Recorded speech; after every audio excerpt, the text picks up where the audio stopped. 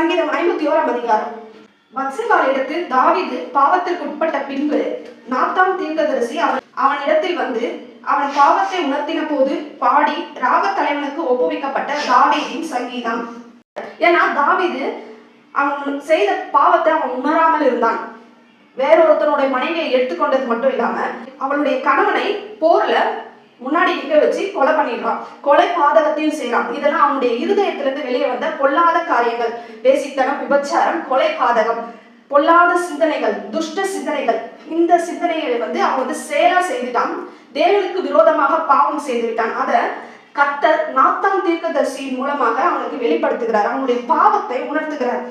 இதை கேட்ட உடனே அவன் தேவனிடத்துல போய் ஜெபிக்கிறான். பாருங்க, அந்த ஜெபத்தை தான் இப்ப நம்ம பார்க்க போறோம். தேவனே, உமது கிருபையின்படி எனக்கு இரங்கும், உமது மிகுந்த இரக்கங்களின்படி என் மீறுதல்கள் நீங்க என்னை சுத்திகரியும். தன்னுடைய பாவத்தை அவன் உணர்ந்துட்டான்.